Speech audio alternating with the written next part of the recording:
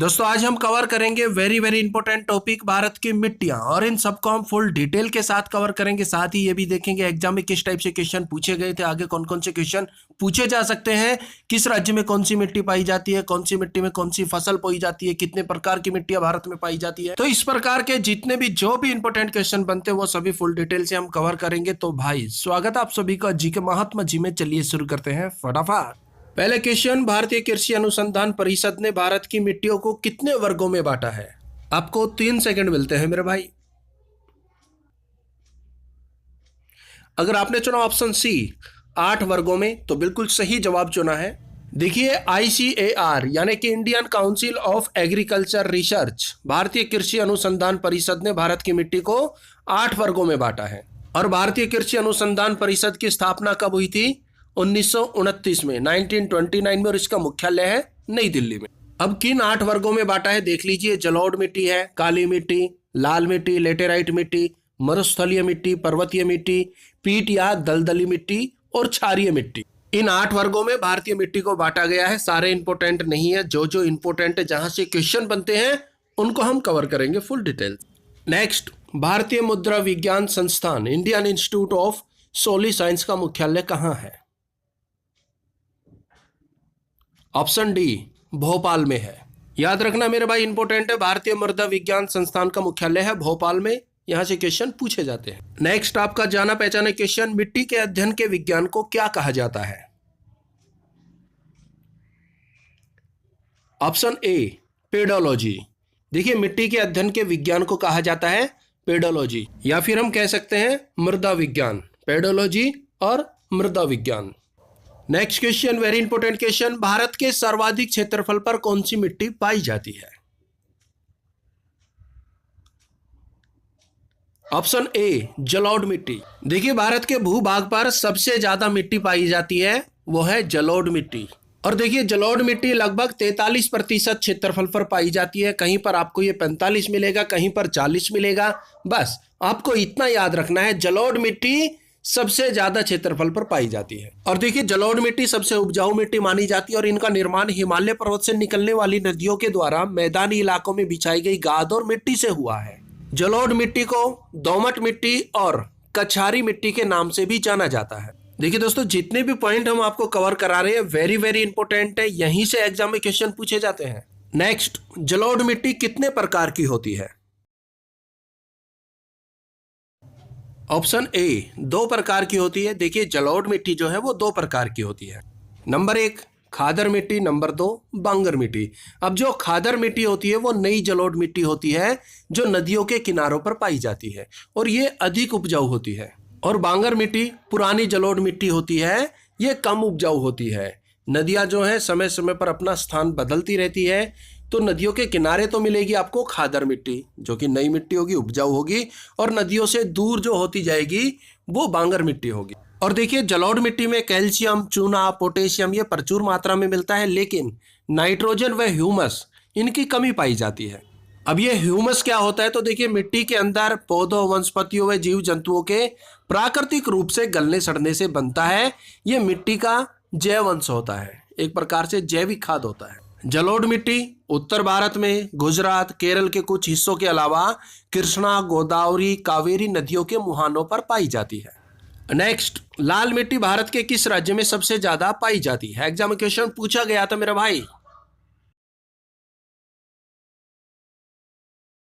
Option D Tamil Nadu में। देखिए लाल मिट्टी भारत के तमिलनाडु राज्य में सबसे ज्यादा पाई जाती है। और देखिए लाल मिट्टी जलोढ़ मिट्टी के बाद भारत में दूसरी सबसे अधिक पाई जाने वाली मिट्टी है।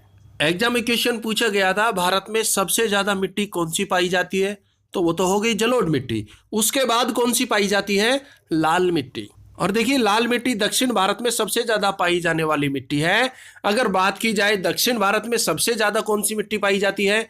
लाल मिट्टी पाई जाती है। बात की जाए किस राज्य में सबसे ज्यादा लाल मिट्टी पाई जाती है, तो तमिलनाडु राज्य हो जाएगा। देखिए एग्जाम में किसी भी तरह से क्वेश्चन पूछा जा सकता है, राज्य भी पूछ सकते हैं किस राज्य में सबसे ज्यादा लाल मिट्टी पाई जाती है, या फिर एरिया दे देंगे जैसे दक्षिण भारत, उत्तर भारत, पूर्वी भारत, कहां पर सबसे ज्यादा कौन सी मिट्टी पाई जाती है। तो आपको ये सब क्लियर करके चलना है। अब अगर ऑल ओवर इंडिया में बात की जाए लाल मिट्टी कहां कहां पाई जाती है, तमिलनाडु में पाई जाती है, तेलंगाना में, आंध्र प्रदेश में, झारखंड, उड़ीसा, पूर्वी मध्य प्रदेश, नागालैंड में, तो इन सब राज्यों में लाल मिट्टी पाई जाती है। नेक्स्ट, लाल मिट्टी का रंग लाल किस कारण से होता है? इंपॉर्टेंट क्वेश्चन है मेरे भाई। ऑप्शन ए, फेरिक ऑक्साइड के कारण। देखिए लाल मिट्टी में मौजूद फेरिक ऑक्साइड के कारण लाल मिट्टी लाल रंग की दिखाई देती है। अब देखिए लाल मिट्टी का निर्माण कायांतरित सेलों के टूट फूट से हुआ है और चूने का इस्तेमाल करके लाल मिट्टी की उर्वरकता को बढ़ाया जा सकता है। और देखिए लाल मिट्टी में लोहा और सिलिकॉन ज्यादा मात्रा में पाया जाता है, जबकि नाइट्रोजन और ह्यूमस की मात्रा बहुत कम होती है। और जल को सोख लेने के बाद लाल मिट्टी पीली दिखाई देती है। ये जो लाल मिट्टी है, अगर ये जल को सोख लेती है तो इसका रंग पीला हो जाता है। नेक्स्ट है, देखिए लाल मिट्टी कम वर्षा होने के कारण कम उपजाऊ होती है। अब आपको पता है लाल मिट्टी सबसे ज्यादा तमिलनाडु में है। अब तमिलनाडु में जो है मानसून बहुत कम बरसते हैं, बारिश बहुत कम होती है, मानसून आता है निकल जाता है, लेकिन तमिलनाडु जो है बिल्कुल सूखा रह जाता है। इसीलिए यहाँ पर ये लाल मिट्टी है और इसीलिए ये कम उपजाऊ मिट्टी है। यहाँ पर मोटे अनाज होते हैं, खासतौर पर ऐसी फसल होती है जो पानी को अपने आप में संचय करके रखती हो, जैसे ककड़ी, खरबूजा, तरबूज, ज्वार, बाजरा, इस तरह की। लाल मिट्टी या हम कह सकते हैं पीली मिट्टी, ये बाजरे की खेती के लिए उपजाऊ मानी जाती है। नेक्स्ट, काली मिट्टी भारत के किस राज्य में सर्वाधिक मात्रा में पाई जाती है? Option B, Maharashtra. देखिए काली मिट्टी सबसे ज्यादा महाराष्ट्र में पाई जाती है। अब देखिए काली को कई नामों से जाना जाता है, ये वेरी वेरी इंपॉर्टेंट है, यहां से एग्जामिनेशन पूछे जाते हैं। तो सबसे पहले तो काली मिट्टी को कपासी मिट्टी के नाम से जाना जाता है। क्यों? क्योंकि भाई काली मिट्टी में कपास बहुत अच्छी होती है। काली मिट्टी कपास के लिए सर्वगुण संपन्न है, तो इसे कपासी मिट्टी कहा जाता है। दूसरा, इसे रेगुर मिट्टी और लावा मिट्टी के नाम से भी जाना जाता है और चेरनोज मिट्टी के नाम से भी जाना जाता है। और देखिए इस मिट्टी को सौते जुताई वाली मिट्टी या फिर जुते हुए खेत के नाम से भी जाना जाता है। और ऐसा इसलिए बोला जाता है कि काली मिट्टी बहुत महीन कणों से बनी होती है, जिसके कारण इसकी पानी सोखने की क्षमता बहुत अधिक होती है, जिसके कारण से नमी जो है लंबे समय तक इस मिट्टी में बनी रहती है। और ये मिट्टी ऐसी लगती है जैसे अभी अभी इसकी जुताई की गई हो, इसलिए इस मिट्टी को सौते जुताई वाली मिट्टी या फिर जुते हुए खेत के नाम से भी जाना जाता है। और देखिए काली मिट्टी का निर्माण बेसाल्ट चट्टानों के टूटने से हुआ है।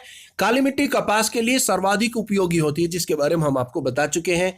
काली मिट्टी का रंग टिटेनीफेरस, मैग्नेटाइट और जीवाश्म की उपस्थिति के कारण होता है। और देखिए काली मिट्टी मुख्यतः महाराष्ट्र, उत्तरी कर्नाटक, मध्य प्रदेश, गुजरात के कुछ हिस्सों के अलावा उत्तर प्रदेश के झांसी और ललितपुर के क्षेत्रों में भी पाई जाती है।